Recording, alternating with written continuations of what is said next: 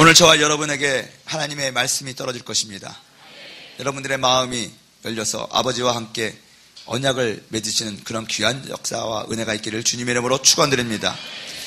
오늘은 아브라함의 기도, 언약을 맺는 기도입니다. 창세기 15장 4절에서 11절까지의 말씀입니다. 나눠드린 교재에도 있는데 우리 한 목소리로 합독하도록 하겠습니다. 야훼의 말씀이 그에게 임하여 이르시되 그 사람이 내 상속자가 아니라 내 몸에서 날짜가 내 상속자가 되리라 하시고 그를 이끌고 밖으로 나가 이르시되 하늘을 우러러 묵별을 셀 수 있나 보라. 또 그에게 이르되 내 자손이 이와 같으리라. 아브라함이 야훼를 믿으니 야훼께서 이를 그의 의로 여기시고 또 그에게 이르시되 나는 이 땅을 내게 주어 소유를 삼게 하려고 너를 갈대아인의 우르에서 이끌어낸 야훼니라. 그가 이르되 주 야훼여 내가 이 땅을 소유로 받을 것을 무엇으로 알리이까? 야훼께서 그에게 이르시되 나를 위하여 3년 된 암소와 3년 된 암염소와 3년 된 순양과 산비둘기와 집비둘기 새끼를 가져올지라. 아브라함이 그 모든 것을 가져다가 그 중간을 쪼개고 그 쪼갠 것을 마주 대하여 놓고 그 새는 쪼개지 아니하였으며 청설기가 그 사체 위에 내릴 때에는 아브라함이 쫓아왔더라. 아멘. 한번 따라하겠습니다. 하나님과의 언약이 기도 응답의 열쇠입니다. 믿음의 조상 아브라함, 하나님께서 아브라함을 찾아오셔서 아브라함을 부르셨습니다.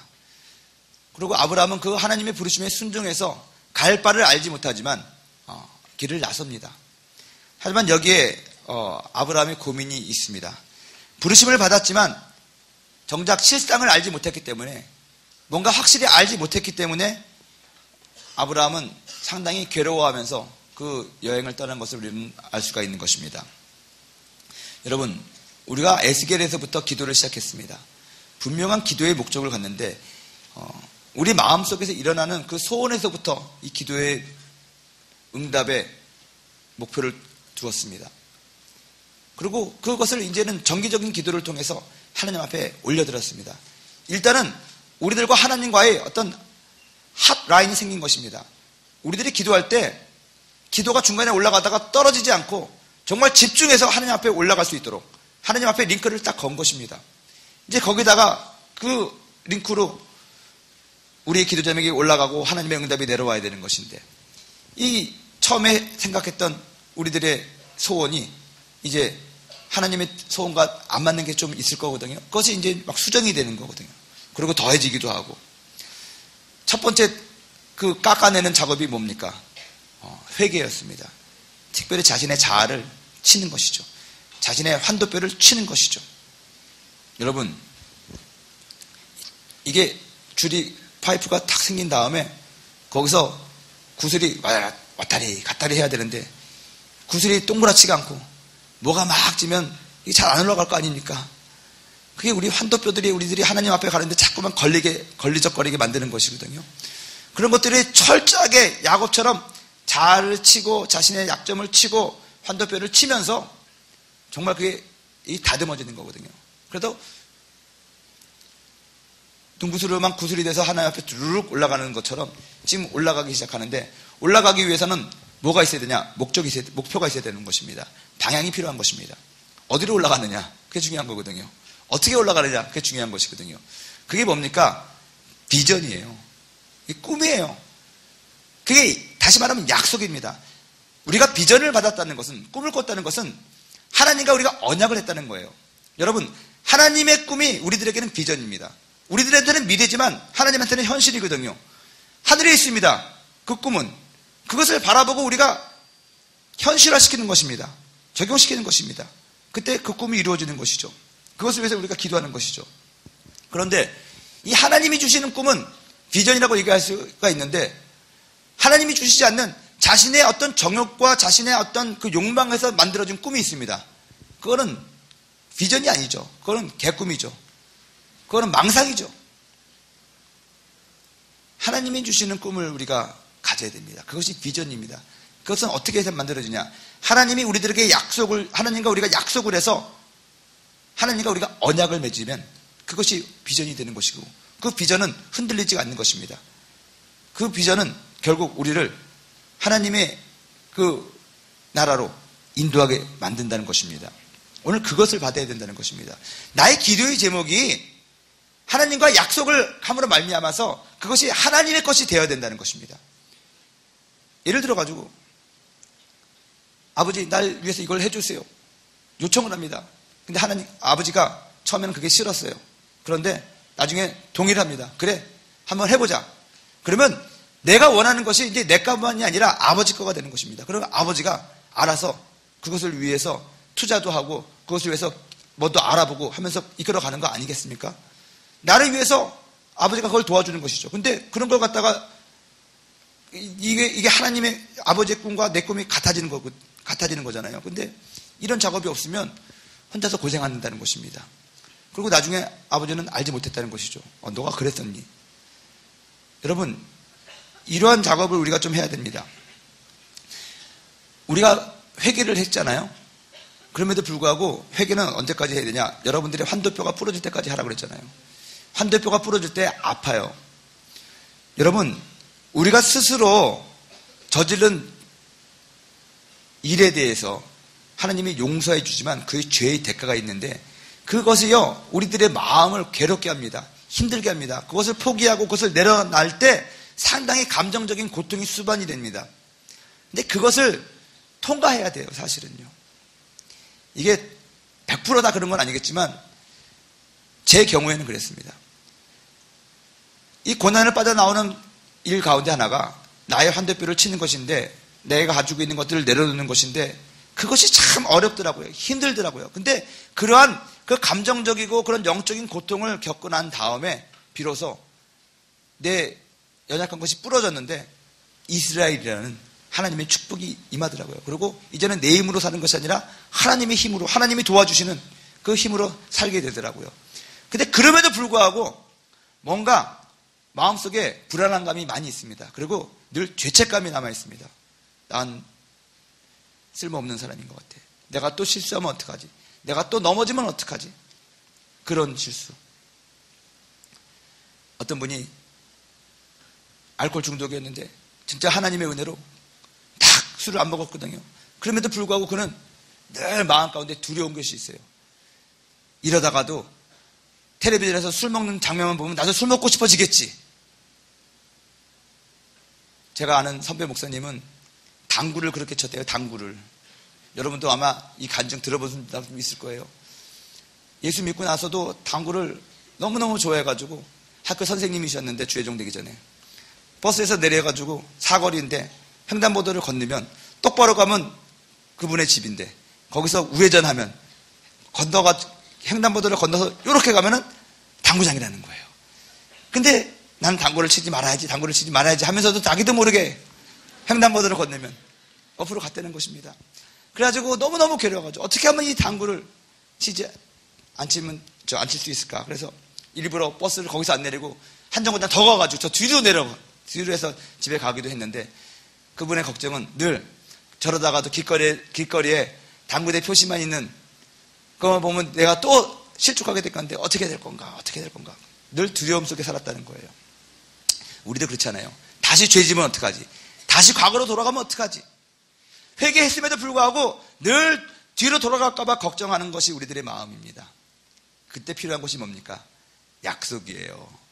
너 다시는 뒤돌아가지 않을 것이다.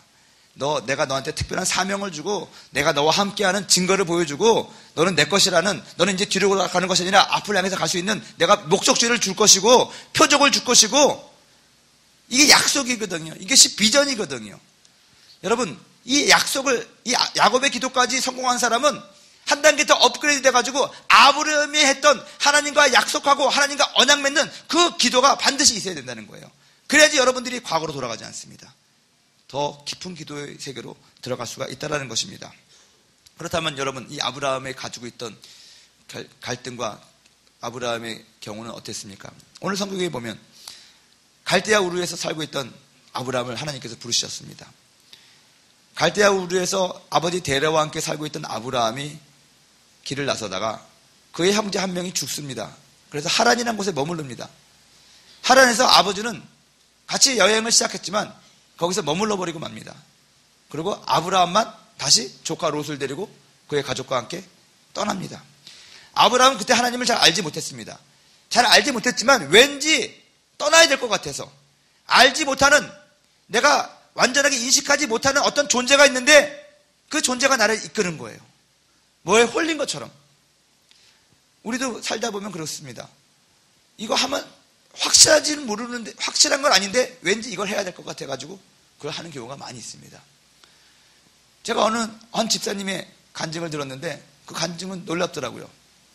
누가 전도한 게 아니라 집안에서도 예수 믿는 사람이 하나도 없었고 주변에도 예수 믿는 친구들이 하나도 없었고 그런 교회에 올 때까지 한 번도 전도 당한 적이 없다고 합니다. 그런데 어느 날 내가 이렇게 살면 안 되겠지. 나도 진리를 찾아 살아야겠지. 진리가 어디 있을까? 불교에 있을까? 유교에 있을까?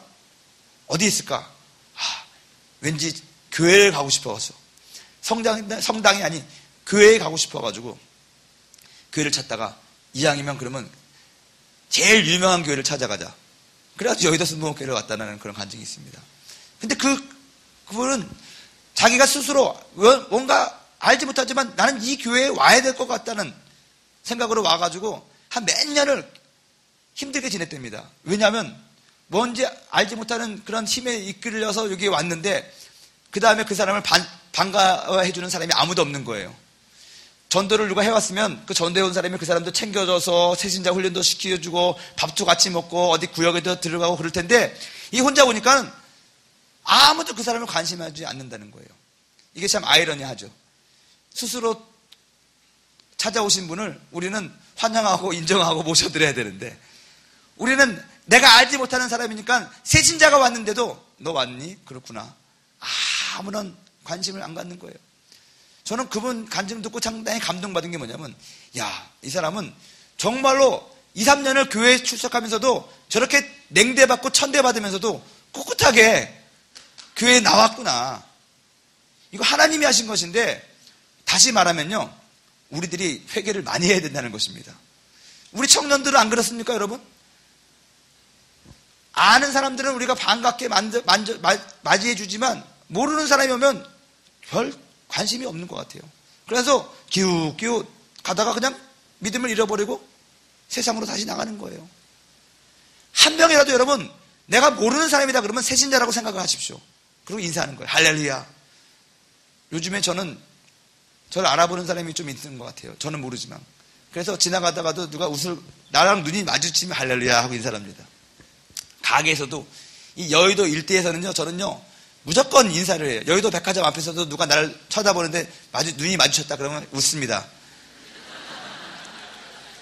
혹시 저 사람이 우리 성도일 수도 있고, 우리 청년일 수도 있고, 그러니까요.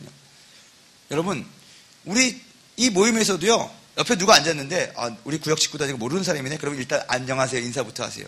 그 사람이 새신자일 수 있다는 것입니다. 아멘? 근데 우리는 새로운 사람이 왔는데도, 거들떠보지도 않거든요. 아무튼, 이 얘기 하려는 건 아니었고요. 아브라함이 이런 식으로 알지 못하게 그냥 갔습니다. 그러다가 기근을 만납니다. 기근을 만나서 어디로 가죠? 애굽으로 내려가요. 근데 아브라함은 이때까지만 해도 세상 사람이었어요. 세상적인 기준을 갖추고 있던 사람이었어요. 처음부터 믿음의 조상이 아니었다고요. 그래서 세상적인 가치관과 세상적인 기준으로 애굽에 내려갔을 때 애굽에는 그 당시에 절대 권력자, 나르는 새도 떨어뜨린다는 권력을 가지고 있는 바로 왕이 있었거든요. 근데 아브라함은 생각합니다. 자신의 아내 사레가 사실은 동생이죠. 이복 동생이죠. 이쁘단 말이에요. 옛날에는 힘의 세계였으니까는 이쁜 여자를 보면 무조건 쟁취하려는 그런 사람들이 있으니까 짭니다. 어떻게 짜냐? 너 내 동생이라고 해라. 누이라고 해라. 부인이면서. 그러면서 가서 바로에게 나의 누이라고. 그러니 아니나 달라요. 바로가 이쁘게 생겼거든요. 그래가지고 부인으로 삼겠다고 데려가니까 그냥 내 가져가라고 탁 주는 거예요. 내가 이런 말해서 죄송한데 그때까지만 해도 이 여인이 아내의 소유였거든요. 그러니까는 아브라함은 그러고 나서 재물과 금은보화를 얻습니다. 여러분, 그때까지만 해도 아브라함은요, 믿음의 사람이 아니었어요. 신앙인이 아니었어요. 그냥 하나님의 어떤 알지 못하는 그런 힘에 이끌려가지고 길을 나섰지만 그의 생각과 그의 모든 사고방식은 세상 사람이었다는 것입니다. 세상 기준을 가지고 살았다는 것입니다. 그런데 아브라함이 경험을 합니다. 하나님이 아브라함에게 나타난 것이 아니라 바로에게 나타나가지고 재앙을 내리는 거예요. 바로의 집에. 그리고 깨닫게 하십니다. 바로를. 네가 데려온 저 여자를 건들기만 해봐라. 너네 집 다 죽을 거야. 그러니까 바로가 막 겁나가지고 아브라함을 불러다가 자초지종을 물어봅니다. 아니 이 사람아, 자네는 어떤 신을 섬기길래 자네의 신이 어젯밤 내 꿈에 나타나가지고 자네의 부인을 손대면 혼날 거라고 하는데 자네는 나에게 당신의 부인이라고 얘기 안 하고 동생이라고 얘기했으니까는 내가 모르고 데리고 갔는데 아이고 그러지 말라고. 그러면서 도리어 뭡니까? 금은보와 재물을 더 안겨줘가지고 아브라함을 가라고 그러는 거예요. 아브라함이 가만히 생각하다 보니까 희한하단 말이에요.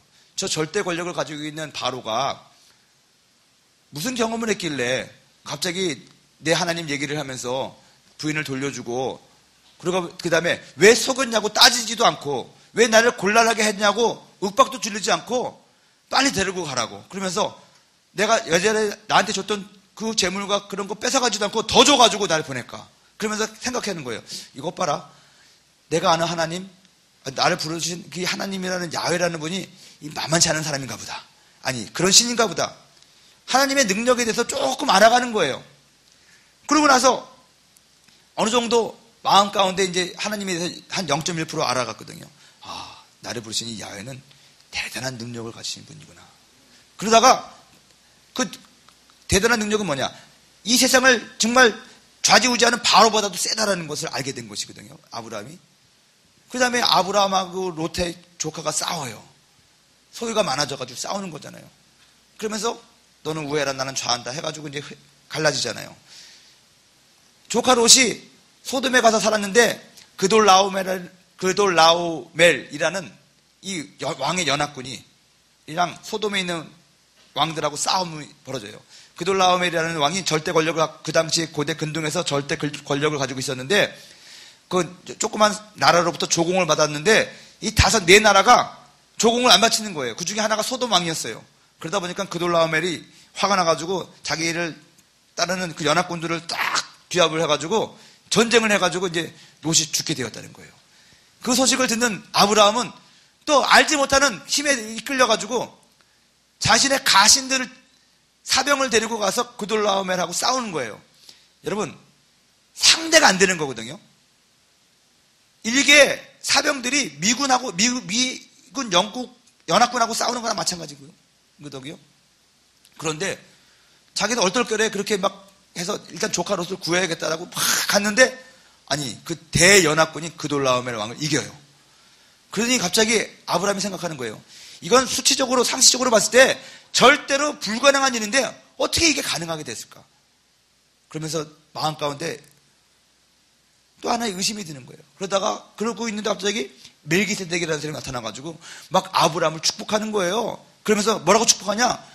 만군의 야훼 이름으로 막 아브라함을 축복하니까 아브라함이 깜짝 놀라가지고 내가 지금 이렇게 싸우고 이긴 게 야훼 그분 때문에 그런 것이구나.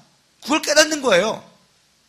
아브라함이 멜기세덱한테 그 얘기를 들은 다음에 깨달았어요. 나와 함께 하시는 야훼가 나를 도왔구나. 그래서 저 거대한 대군인 그돌라오멜 왕도 이겼구나. 그래서 아브라함이 뭘 합니까? 11조를 멜기세덱에게 주는 거예요. 여러분 성경 공부를 해보면요. 아브라함이 그냥 멜기세덱한테 11조 바친 게 아니거든요.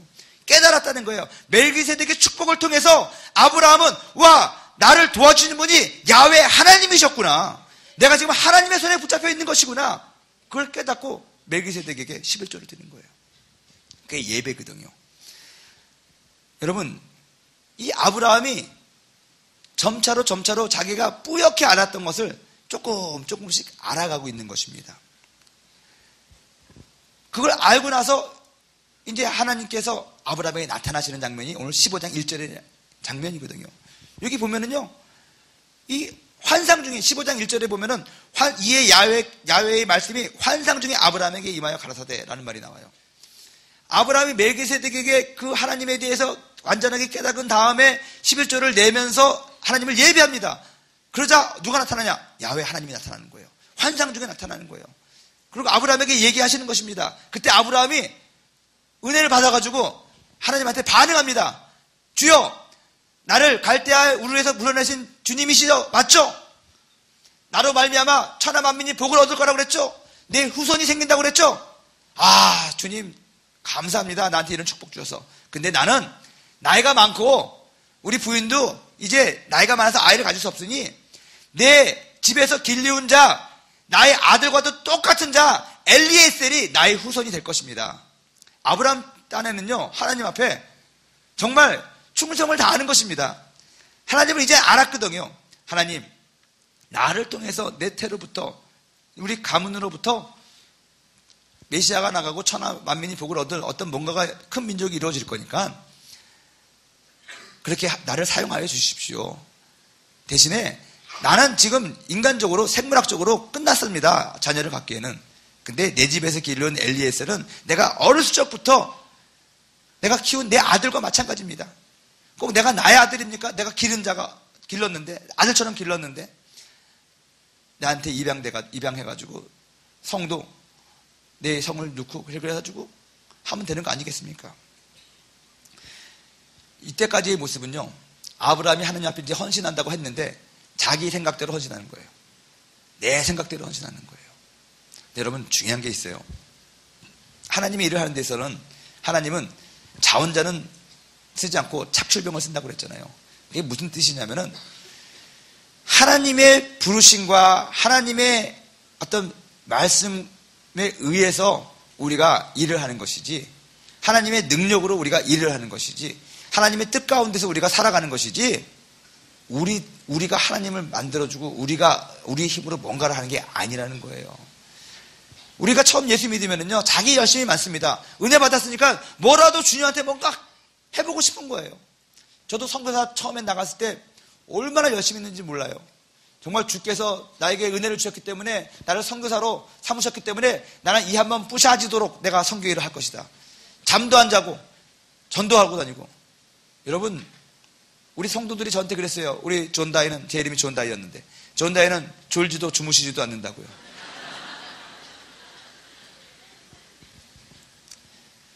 원래 여러분, 이 담임 목사 하면요, 안 피곤해요. 근데 부교육자 하면 되게 피곤해요. 그거 아십니까? 부산에서도 그렇고, 네팔에서도 그렇고, 전 매일 새벽 기도 제가 혼자 다 하거든요. 그 사람들이 그래요. 목사님 얼마나 힘들어요. 얼마나 피곤해요. 근데 몰라서 그렇지 담임 목사는 안 피곤해요. 근데 우리 전도사들은요, 죽으라고 그래요. 피곤해가지고.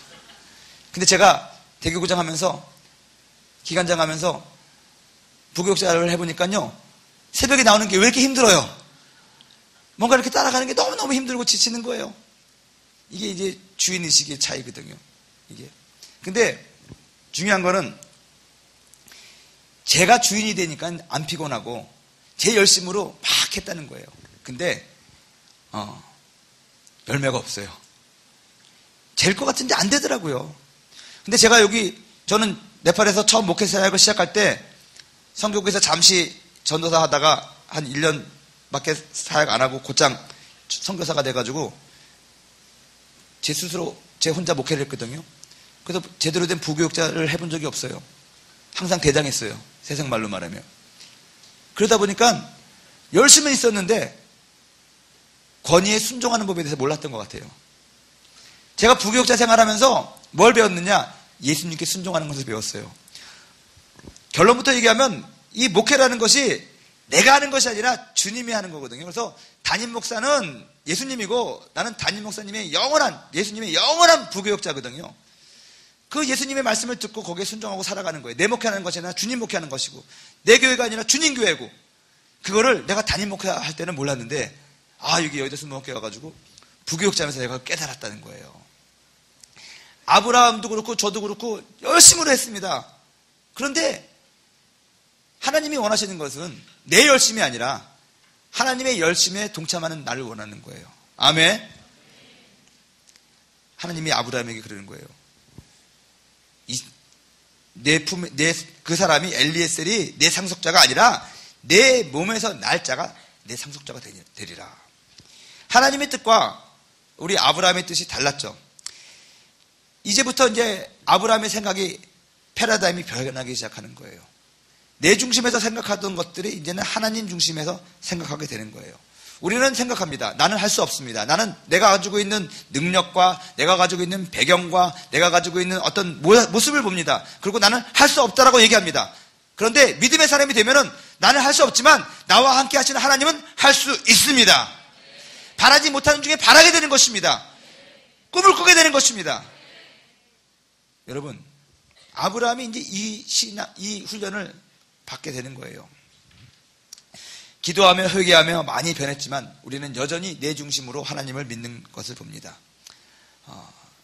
아브라함과 같이 이 많은 믿음의 사람들이 처음에는 자기 열심으로 주님을 섬기려고 그랬고 자기 뜻과 의지대로 주님을 판단하고 자기 뜻대로 기도를 하고 자기 뜻대로 응답을 받고 자기 뜻대로 실망하고 자기 뜻대로 또 좋아하기도 하고 그렇게 삽니다.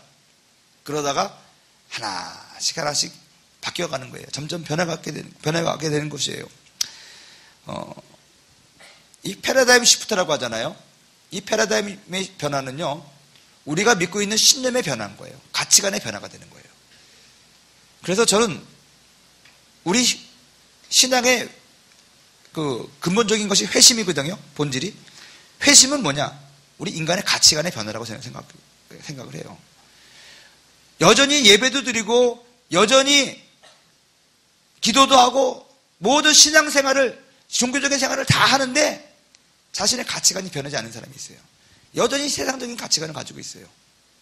세상과 나는 간곳 없고 구속한 주만 보이도다. 찬양을 하지만 막상 자신의 살아가는 데 있어서는 세상이에요. 주님이 아니라. 이 가치관이 안 변하는 것이죠. 이것이 변해야 된다는 것입니다. 근데 이것이 변하려면요, 무조건 변하는 것이 아니라 방향이 있어야 돼요. 변해야 되는 방향이 있다는 것입니다. 이 변함의 첫 번째 콱 찍는 것이 하나님의 약속을 받는 거예요. 하나님의 약속을 받고 내가 어떻게 변해야 되는지를 그걸 보고 글로 가야 되는 것이거든요. 하나님의 약속을 우리가 믿고 가야 되는데 여러분, 우리가 기도하면서 목사님들도 그렇고 계속해서 하나님의 말씀을 붙잡고 약속을 잡아라 라는 말씀을 합니다. 회개한 심령이 이제 내 뜻대로 살지 않고 이제 하나님의 뜻대로 살기 위해서 하나님의 말씀을 붙잡아야 되는데 어떻게 붙잡을 것인가? 이게 중요하다는 것입니다. 이걸 위해서 첫째로 우리가 하나님의 음성이라는 것을 생각해 봐야 돼요. 이 말씀이 나한테 하는 말씀인지 다른 사람에게 하는 말씀인지 어떻게 알아요? 그것을 깨닫는 것이 하나님의 음성을 들었다. 뭐 그렇게 얘기할 수가 있는 것이거든요. 근데 많은 사람들이 하나님의 음성을 감각적으로 들으려고 해요. 제가 사역했던 네팔에서는요, 그 사람들은 이 영적인 것이 상당히 열려있는 사람들입니다. 그래서 뭐라 그럴까, 예수 믿기 전부터 영적이었어요. 그 사람들은 힌두교 신자들이 상당히 영적이에요. 그래서 귀신의 존재, 신의 존재에 대해서 다 믿고 있죠. 신학교에서 강의를 하는데 하나님의 존재에 대해서 계속 강의를 하니까 어느 학생이 손 들어가지고 물어보잖아요. 교수님, 하나님이 있는 거 당연히 아는데 왜 자꾸 하나님이 있다고 계속 강조를 합니까? 혹시 선교사님이 하나님과 좀 문제가 있는 거 아닙니까? 뭐 이렇게 물어봤다는 거예요. 근데 문제는 하나님의 존재에 대해서는 다 알고 있지만 하나님이 하나라고 그러면 안 믿는 거죠. 왜 하나님이 하나냐고. 하나님이 여러 명이지. 그것부터 이제 갈등이 시작되는 것인데요. 그러다 보니까 이런 사람들이다 보니까 하나님을 음성을 듣는데 다 직접 들어요. 그래서 우리 성도들한테 하나님의 음성을 들은 사람 손들어 그러면 다 듭니다. 우리 교회에서는 하나님의 음성을 못 들은 사람은 딱 한 명 있어요. 저요. 그리고 뭐 왜 이렇게 신령한지요? 맨날 꿈꾸고 막 맨날 환상 보고 막 그래요. 그래가지고 어떨 때는 뭐 주님께서 말씀하셨는데 어떻게 말씀하셨는데 꿈에 나타났는데 예수님 어떻게 생겼디? 그랬더니 나름대로 막 자기가 막 설명을 해요. 아, 그렇게 생겼구나. 근데 뭐라고 하시더니 그랬더니 얘기하는데 좀 비이성적인 얘기가 많아요. 자기 생각이죠. 하나님의 음성은요, 우리 귀에 직접적으로 들리기도 한다고 저는 믿습니다. 믿기는. 근데 저는 경험 못 해봤지만 하나님 능치 못할 일이 없잖아요. 하나님이 작정하시면 당나귀도 말을 하거든요. 성경에 보면은 당나귀가 발람이 타고 가던 당나귀가 말을 하잖아요. 하나님이 돌들을 통해서도 찬양을 받으시는데 뭘 못하겠습니까? 우리들한테 귀에 들리게 말씀하실 수도 있는 것이죠. 사무엘에게 말씀하셨던 하나님, 사무엘아 사무엘아. 사무엘이 어떻게 들었겠어요? 음성으로 들었겠죠. 아니면 자기 마음속에 들린 것이 자기 음성으로 들렸다고 생각할 수도 있는 것이고. 믿습니다. 믿어지는 것, 막 느껴지는 그것도 믿습니다. 근데 보다 근본적으로 하나님의 음성을 들었다라고 얘기할 때는 저는요, 하나님의 음성은 믿음으로 듣는 거거든요. 정말 설명할 수 없는 어떤 여러분들 이 마음속에서부터 딱 알게 되는 확신, 그런 거라고 할까요? 믿음이에요, 믿음. 그냥 믿어지는 거죠. 성령의 역사하셔서. 아, 하나님이 이렇게 말씀하셨구나. 근데 그 말씀하시는 것이 말씀을 통해서 말씀하셔야 되는 거예요. 하나님의 말씀. 이 말씀 안에서 그것이 이루어져야 되는 거예요. 말씀 밖에서 내가 믿어지는 거는 그건 하나님의 말씀이 아니라 신념일 수가 있어요. 그건 이상할 수가 있다는 거예요. 항상 우리들의 기준이 되는 것이 말씀이 되는 거거든요. 하나님이 우리에게 주신 이 말씀. 그래서 하나님의 음성은 하나님이 주신 이 말씀 안에서 확인이 되어야 된다는 것입니다. 그리고 이 말씀 안에서 들은 하나님의 음성이 여러분들과 하나님과의 언약을 맺는 그런 표징이 되면 참 좋아요. 그리고 그것이 있으면 그것을 부여잡고 여러분들의 상황이 어떤 상황으로 치닫든지 간에 여러분들은 그 말씀을 부여잡고 흔들림이 없어야 된다는 것입니다. 아멘. 나는 그 하나님의 말씀을 부여잡고 나는 흔들리지 않습니다. 뒤돌아서지 않겠습니다라는 결단이 있어야 된다는 거예요. 여러분, 내일 우리가 베드로의 기도할 때 이 믿음에 대해서 더 강조할 건데, 중요한 거는요, 우리 안에 믿음이 생기거든요. 근데 우리의 결단이, 그 믿음을 붙잡고 내가 뒤돌아가지 않겠다는 결단이 없으면 그 믿음이 없어질 수도 있어요. 믿음이 사산된다는 거예요. 믿음이 해산돼야 되는데 믿음이 사산되어져가지고 처음에는 믿음이 있다가 나중에 없어져가지고 실족하는 경우도 상당히 많이 있다는 거예요. 근데 그것은 붙잡는 거는 뭐냐? 하나님이 우리에게 주신 자유의지예요. 결단이 있어야 된다는 것이죠. 오늘 성경에 보면은 하나님께서 아브라함을 밖으로 끌고 나가서 엘리에셀이 네 자손이 아니라 내 몸에서 직접적으로 날짜가 내 상속자가 되리라 하시고 그를 이끌고 밖으로 나가서 뭘 보여줍니까? 하늘을 우러러 별을 보여줍니다. 이게 꿈이고 비전이거든요. 그러면서 그것을 보고 아브라함이 실제적으로 그 비전을 보니까, 그 꿈을 보니까 정말로 자기는 자기 몸에서는 아이가 날 수 없는 그 상황을 잊어버린 거예요. 잠깐 잊어버린 거예요. 뭔가 막 홀리듯이 그렇구나. 그래가지고 혹해가지고, 세상 말로 혹해가지고 믿습니다 그런 거예요. 근데 그것조차도 하나님께서는 의로 여겼다는 거예요. 얼떨결에 우리는 하나님으로부터 칭찬을 받는 거가 되는 것이죠. 하지만 현실은 그렇지 않거든요. 여러분, 어느 자매님이 저한테 그랬어요. 목사님, 정말 다니엘 기도회에 와서 기도하고 회개하고 눈물로 부르짖으니까 속이 후련해지고 얼마나 마음속에 뜨거웠는지 모릅니다. 그런데 목사님, 집에 왔는데 지금 변하지 않는 나의 현실을 보니까 기도할 때는 정말 모든 것을 용서하고 단지 하나님께서 주시는 힘과 능력으로 내가 모든 것을 가진 줄 알았는데 집에 와서 여전히 변하지 않는 나의 모습을 생각하니까 시험에 드는 것 같아요. 믿음이 순식간에 사라져요. 이게 어쩐 일입니까? 여러분, 그게 당연한 거예요. 아브라함이요, 하나님께서 네 몸에서 날짜가 내 상속자가 될 것이다 하고 데리고 가가지고 별을 보여주고 꿈을 심어주니까 와! 그랬습니다. 근데 내려오니까 갑자기 실망하게 되는 거거든요. 그 실망하는 아브라함에게 하나님께서 뭘 하시냐? 언약을 맺으시는 거예요. 고대의 계약법에 의하면 사람들 간에도 약속을 할 때, 계약을 할 때, 땅 계약을 하든지 무슨 계약을 할 때 짐승을 쪼개놓고 그 사이를 서로 지나갑니다. 그 의미가 뭐냐? 우리가 짐승을 쪼개놓고 그 사이를 지나갔는데 만일에 네가 약속을 깨면 이 쪼개진 짐승과 같이 너가 될 것이다. 그런 고대의 계약법이었어요. 하나님은요, 아브라함에게 꿈을 보여주고 아브라함이 그 꿈을 보고 와, 믿었습니다. 그런데 하나님이 떠나고 나면 곧장 실수할 것을 하나님은 알고 계셨으니까 아브라함이 이해할 수 있는 계약법을 가지고 아브라함과 계약을 하시는 거예요. 어떻게? 3년 된 암염소와 3년 된 암소와 3년 된 암염소와 3년 된 순양과 지피들기를 쪼개서 놓으라는 거예요. 아브라함이 금방 이해했어요. 하나님이 나랑 계약하는구나. 어떤 계약? 내 몸에서 직접 아들이 날 거라는, 상속자가 날 거라는 그 계약을 하시는구나. 그 약속을 하시는구나. 그리고 기다리는 거예요. 그리고 짐승을 쫓겨났는데 솔개들이 와가지고 자꾸 그러니까 아브라함이 솔개를 쫓았어요. 이 영적인 의미가 상당히 많은 이 장면입니다. 그리고 나중에 하나님께서 불로서 그 쪼갠 짐승 사이를 지나가시죠. 아브라함과 하나님이 언약하는 그런 장면이라는 것입니다. 오늘 저와 여러분에게 이러한 체험이 있어야 된다는 것입니다. 하나님이 오늘 기도할 때 여러분들에게 여러분들의 마음을 뜨겁게 할 것입니다. 여러분들에게 새로운 꿈을 주실 것입니다. 비전을 주실 것입니다.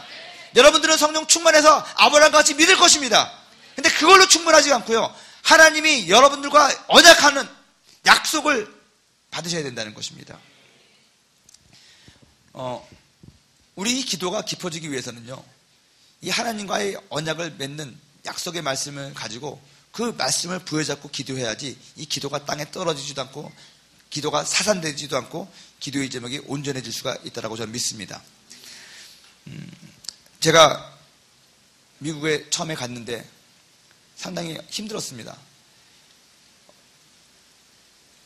아이들과 다 미국에 갔는데 좀 죄송한 얘기지만 우리 교회에서 미국에 유학 가는 걸 허락을 해줬지만 자비랑으로 가라고 그래가지고 돈이 하나도 없었어요. 그리고 그때 건축 막 끝내면서 저는 뭘 하든지 간에 올인 하는 스타일이거든요. 그래서 다 교회 건축하고 그런데 다 모든 재정이 쓰고 아무튼 막 그랬어요. 그리고 미국을 가야 되는데 미국으로 갈 차비도 없었어요. 근데 성교국에서는 자비랑으로 하랬으니까 그 다음에 퇴직이 아니라 휴직을 하고 가는 거니까 차비도 안 주고 퇴직금도 안 주고 아무것도 안 준다는 거예요. 그리고 희한한 게요, 저한테 개인적으로 후원하던 분들도 좀 많았는데 여의도 순복음께서 일단은 성교비를 끊어버리니까 희한하게 그 사람들도 다 끊어지더라고요. 나 얘기 안 했는데도 불구하고. 괴로웠습니다. 네팔에서 갈 때 우리 네팔 성도들이 저희들의 차비를 해줬어요. 참 감동적이었어요. 와, 그래도 어떻게 가난한 사람들이 우리 5,000불이 들거든요. 우리 가족이 미국 가려면. 근데 5,000불을 다 해준 건 아니지만 상당히 많은 부분을 우리 네팔 성도들, 정말 가난하고 정말 가난한 사람들인데 그 사람들이 우리 선교사님 미국에 잘 가시라고 감동을 받았어요. 그 사람들 도움받아가지고 겨우 미국 갔습니다. 갔는데 가자마자 뭡니까? 차가 있어야 되니까 차 사고 등록금 내고 하니까 한 달 만에 돈이 다 떨어진 거예요. 그래서 저는 나성순복음교회에서 파트타임으로 부목사를 하고 아침에 새벽에 학교에서 청소를 하고 우리 집사람은 옷가게에서 하루 종일 옷 태그 만드는 하는 아르바이트를 하고 일주일에 한 번 정도는 렌트카 회사에서 취직해가지고 LA랑 라스베가스 왔다 갔다 하는 운전도 하고 그래서 살았습니다. 가난한 사람들한테 이렇게 배급 주는 데 가가지고 줄 서가지고 그 쌀 얻어먹고 가구들, 사람들이 버린 가구들 막 찾으러 가가지고 쓸만한 가구들 가지고 와가지고 하고 우리 아이들은 사과 박스 같은 데다가 그 식탁보 하나 놓고 거기서 공부하고 그랬습니다.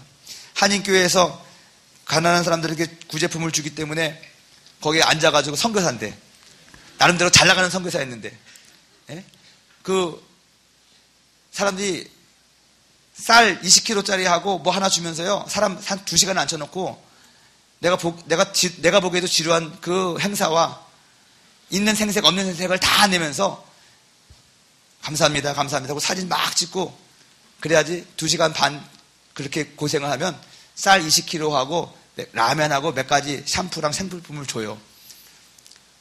제가 선교사라는 것도 숨기고 일단 먹고 살아야 되니까 거기 앉아가지고 있는 거예요. 목사님 말씀을 듣는데 그 목사님의 말씀을 듣는 것이 아니라 빨리 끝났으면 좋겠다. 나는 빨리 저 물건 받아서 가야 되는데. 근데 그때 그런 경험이 저한테 많은 것을 깨닫게 했어요. 제가 그 다음에 여기 와가지고 구피플 사역을 했는데 구피플에서 사역하면서 내가 다른 사람 생색내고 싶어하는 장로님들한테 욕도 많이 먹었지만 사람 도와주면서 그 사람 비굴하게 만들면 안 되는 거예요. 근데 앉혀놓고 그냥 온 얘기를 그렇게 많이 하고 다 자기 잘났다는 얘기거든. 오른손에 한 일에 왼손이 모르게 하라고 그랬는데, 제가 그렇게 얻어먹고 살아보니까요, 정말 앞으로 내가 만일에 남을 구제할 때는 절대로 그러지 말아야겠다. 주고 나서 상처 줘요. 정말 쌀 몇 킬로 주고 나서 왜 그 사람들의 자존심을 갖다가 확 상하게 하고 그러니까. 그거는 안 믿는 사람들이 특별히 교회로부터 그런 구제를 받으면, 구제는 받지만 속으로 나 예수 믿나 봐라, 더럽고 치사하다, 이런 생각하게 될 거예요. 아무튼 그러면서 제가 살았어요. 그러니 마음이 얼마나 막 어려웠겠습니까? 그때 우리 당회장님이 담임 목사님이었는데, 오늘날 담임 목사님이, 이용 목사님이 저를 부르더니, 변선교사, 그때는 선교사였으니까, 성도들이 지금 성령 충만한 선교사가 왔다고 다 기대하고 그러는데 왜 새벽 기도를 안 나오는 거야? 그러는 거예요. 나 막 갑자기 눈물이 나는 거예요. 아니, 나는 새벽 4시에 청소하러 가는데 어떻게 새벽 예배 오냐고. 그럼 목사님이 날 좀 도와주든지. 그래가지고 그래도 목사님 말에 순종하려고, 이거 절대로 말하지 말아요, 가서. 청소하는 걸 바꿨어요. 아침에 안 하고 밤에 하는 걸로. 근데 밤에 교실 청소하다 보니까 이게 익숙하지 않으니까 2시 반에 끝나는 거예요. 11시에 청소하면. 그거 힘들더라고요, 그거. 그러니 12시 반에 끝났으면 8시 반에 학교 수업이거든요. 근데 5시에 우리 지금 내가 있는 곳에서 나성순복음까지 한 30분 걸리는데, 못 가는 거예요. 그래서 한두 번은 갔어요. 갔는데 가자마자 뭐 합니까, 제가? 자죠. 얼마나 피곤한데요. 그러니까 또 목사님 불러가지고 사람들이 얘기하는데, 아니, 성령 충만한 선교사가 왜 자냐고. 제가 또 막 서러워가지고 막 눈물이 나니까는 또 목사님이 마음이 자그러우셔가지고 막, 왜 그러냐고. 미안하다고. 내가 심한 말 했냐고. 얼마나 서러운지 몰라요. 그래가지고, 그게 아니라 목사님 자초지종을 얘기했어요. 이렇게 일합니다. 그랬더니 사모 보고 일하라고 그래. 또 그러는 거예요. 그래서 우리 사모는 이미 일하고 있는데. 아무튼 그래가지고 목사님이 돈도 좀 더 줬어요. 그 다음부터 월급도 더 주고. 그러는 찰나에 그런 말씀을 하시더라고요. 변선교사 잘 생각해봐. 여기 미국에 온 목적이 생존하려고 왔어. 훌륭한 선교사 되려고 왔어. 공부하려고 왔어. 저 훌륭한 선교사가 되고 공부하러 왔습니다. 그게 우선순위면 거기에 집중을 하면 하나님이 먹여주시지. 그러는 거예요. 근데 그 말 들으면서도 속으로는 막 욱하는 거예요. 근데 내가 네 하겠지만 겉으로만 네 하고 속으로는 네 하는 걸 알았는지 목사님이 그런 얘기를 하더라고요. 나도 워싱턴에서 공부하면서 그 워싱턴 교회 섬길 때 정말로 힘들었다는 거예요. 돈 500불 받으면서 그 토요일마다 3시간인가 4시간을 왔다 갔다 하면서 했는데 참 어렵고 힘들었는데, 하나님께서 분명한 우선순위를 알고 공부하고 목회하는 것에 우선순위 두면 나머지 다 채워진다는 것을 그냥 말씀을 하셨다. 그러더라고요. 자기 경험을 얘기하시는데 제가 그 말을 듣고 정말 그럴까, 그런 생각을 했어요. 근데 그 순간 그 모임을 마치고 집으로 돌아가는 차 안에서 옛날에 제가 대학부 때 자주 불렀던 노래가 생각이 나는 거예요. 요즘에는 그런 찬양을 안 부를 텐데, 그 찬양이 어떤 찬양이면, 오늘 피었다지는 들풀도 입히시는 하나님이에요. 이게 배경이 마태복음 6장의 말씀인데요. 이 마태복음 6장 26절부터 34절에 이런 말씀이 있어요. 공중의 새를 보라. 심지도 않고 거두지도 않고 창고에 모아 들이지도 아니하되 너희 하늘 아버지께서 기르시다니 너희는 이것들보다 귀하지 아니하냐. 주주쭉 나와가지고 오늘 있다가 내일 아궁이에 던져지는 들풀도 하나님께서 이렇게 입히시거든 하물며 너희일까 보냐. 믿음이 작은 자들아, 그러므로 염려하여 이르기를 무엇을 먹을까 무엇을 마실까 무엇을 입을까 하지 말라. 이것은 다 이방인들이 구하는 것이라. 너희 하늘 아버지께서 이 모든 것이 너희에게 있어야 될 줄 알 것이다. 할렐루야. 그러면서 찬양이 생각나는 거예요. 오늘 피었다지는 들풀도 입히시는 하나님, 진흙 같은 이 몸을 정금 같게 하셨네. 푸른 하늘을 나는 새들도 먹이시는 하나님, 하물며 우리라. 염려 필요 없네. 우리 마음속 깊은 그곳에 영혼을 내리신 주, 죽음이 이기신 영원한 생명을 약속하셨네. 이 찬양 한번 불러볼까요? 아시는 분은 한번 따라해 보세요. 오늘 피었다 지는 들풀도 입히는 하나님, 진흙 같은 이 몸을 정금 같게 하셨네. 푸른 하늘을 나는 새들도 먹이는 하나님, 하물며 우리랴 염려 필요 없네.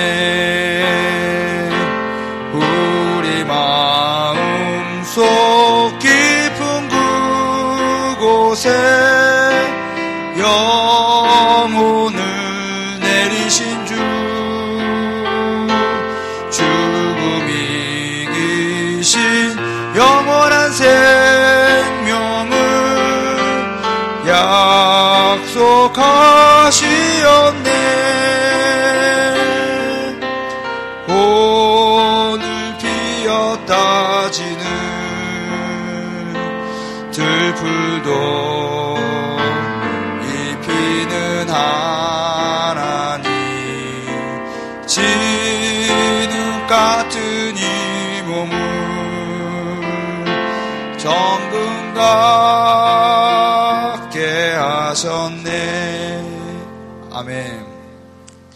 차를 타고 운전하는데 이 찬양이 계속 나오면서 눈물이 폭포수같이 쏟아지는 거예요. 그러면서 집에 가서 집사람한테 그랬어요. 상현 엄마, 우리 하나님께서 우리를 여기 보내신 목적을 잊지 말자. 그게 우선순위다. 우리가 공부하러 왔지.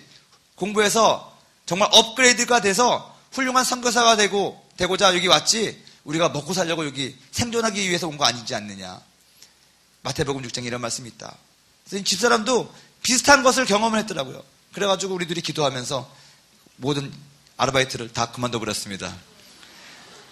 그리고 어떻게 살아야 되냐 하는데 주님께서 저에게 하신 도전은 아브라함에게 아브라함이 이해할 수 있는 방법으로 하나님이 계약하신 것처럼 나도 하나님 앞에 계약하고 싶었어요.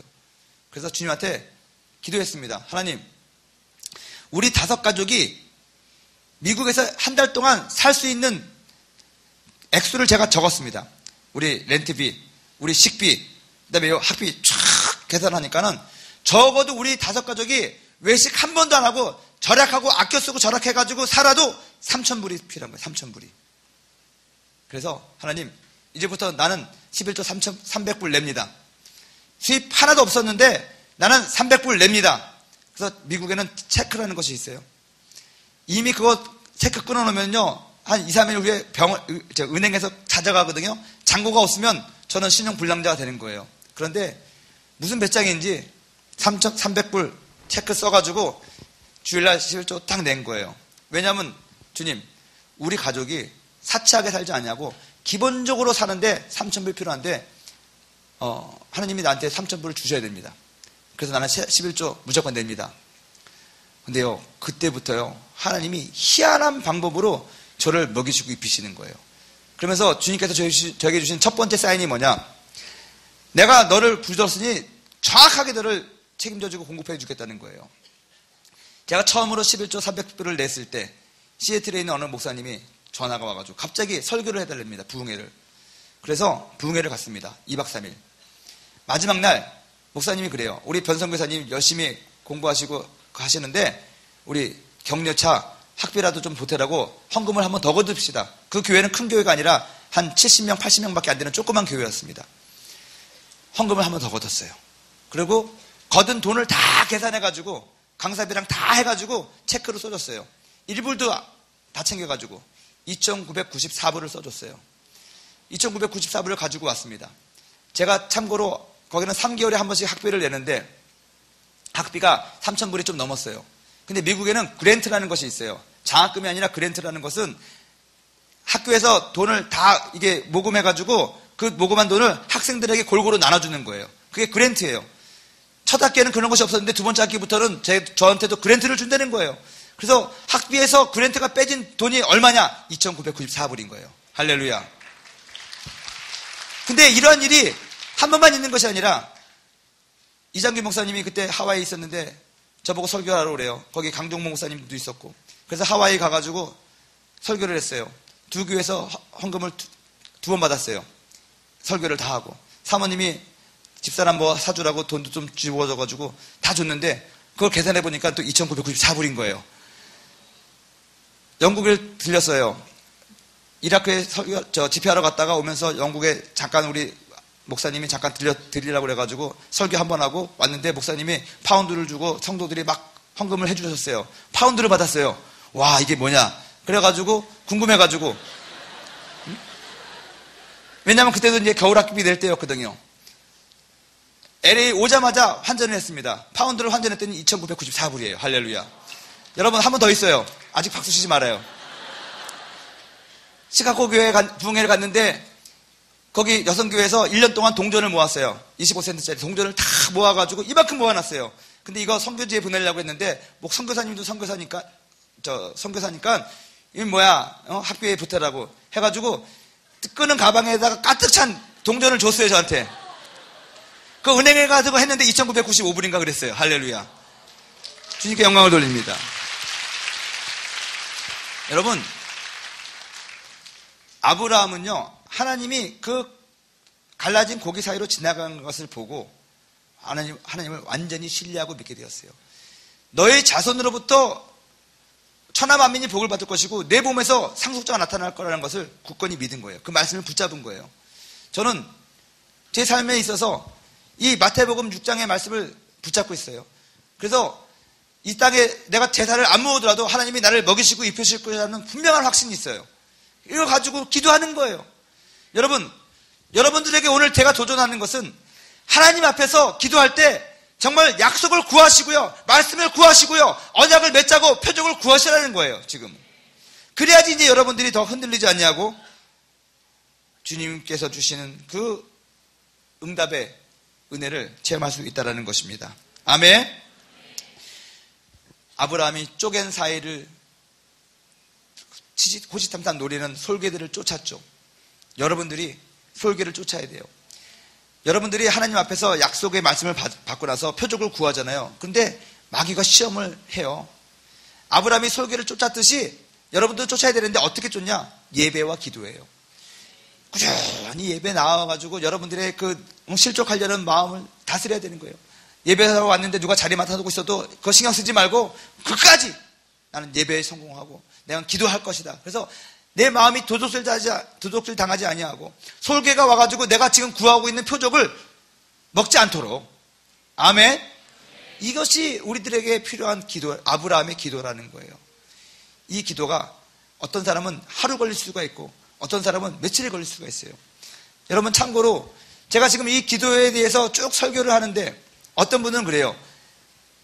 목사님 회개 끝났으니까 이제 약속 받겠네요. 여러분 어떤 분은 에스겔 기도를 1년 동안 하는 사람도 있고요. 한나의 기도가 1년이 돼야지 정착이 되는 사람도 있고요. 회개의 기도를 평생에도 못하는 사람이 있고요. 이 아브라함의 기도를 3일 만에 끝내는 사람이 있는가 하면 1년이 넘게 걸어가는 사람도 있다는 거예요. 이거는 하나의 여러분들에게 보여주는 가이드이고요. 하나의 간증이에요. 이게 절대적인 것은 아니에요. 제가 경험한 것을 갖다가 그냥 참고로 하시라는 거예요. 이것을 여러분들이 지도라고 그랬잖아요. 염두에 두고 나는 지금 어떤 기도를 하고 있고 어떻게 나아가야 되는지를 여러분들이 생각하고 하나씩 기도의 깊이로 가는 그러한 적용이 필요하다고 저는 믿습니다. 아멘. 오늘 저와 여러분들에게 하나님의 약속, 하나님의 꿈, 하나님과 언약하는 그런 놀라운 은혜가 있기를 주님의 이름으로 축원드립니다. 우리 찬양